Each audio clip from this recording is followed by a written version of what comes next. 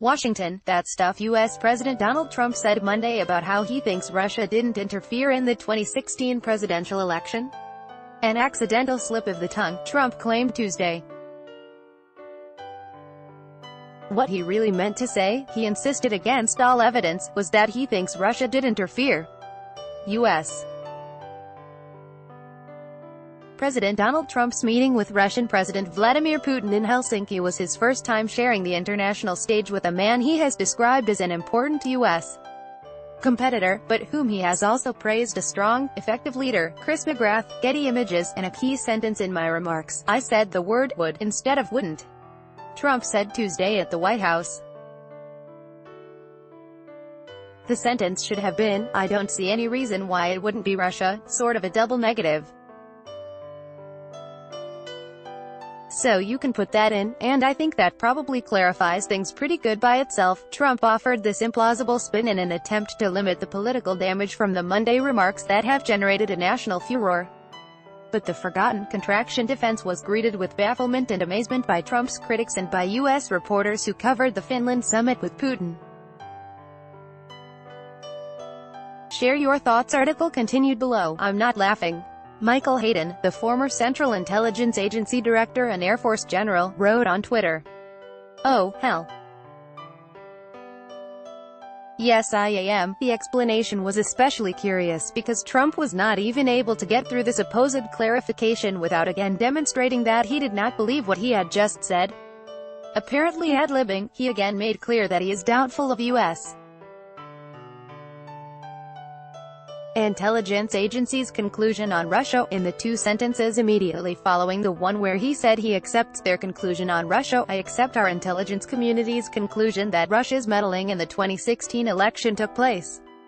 Could be other people also.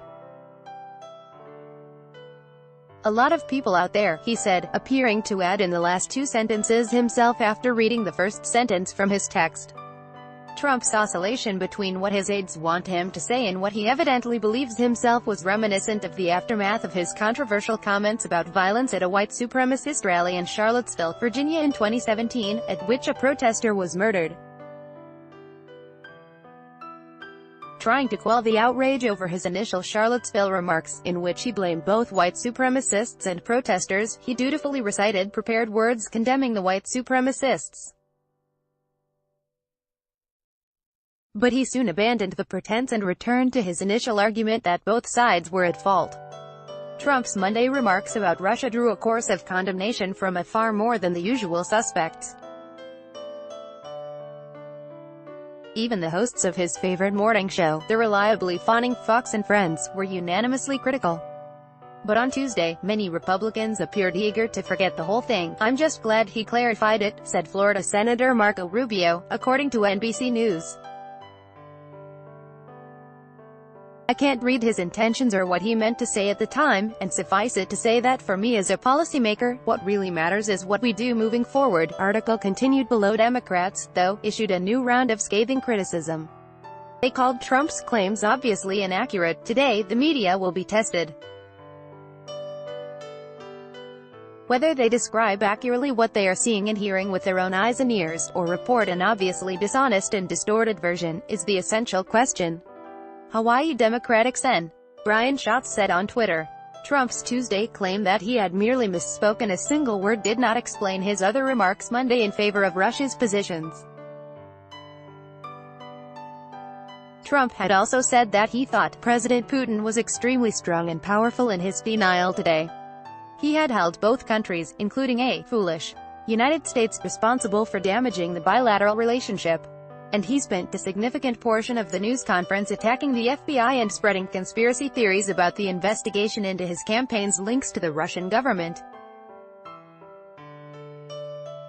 No point in his comments did he come close to saying he thought Russia was indeed at fault. And this was not the first time he has taken Russia's side on the question of interference. Trump has since 2016 questioned the conclusion that Russia was the perpetrator.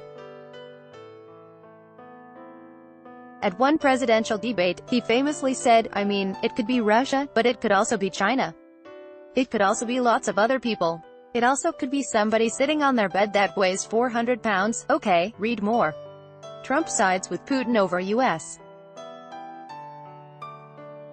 intelligence chiefs on Russian interference in U.S. election, as the Kremlin trying yet again to derail a U.S. election. New Russian website uses increasingly sophisticated, targeted bots. Trump has already raised more than $88 million for 2020 re-election campaign. Daniel Dale is the Star's Washington bureau chief. He covers U.S. politics and current affairs. Follow him on Twitter, @Dale. 8 key members of Congress are reacting to President Donald Trump's performance at a press conference with Russian President Vladimir Putin. The Associated Press.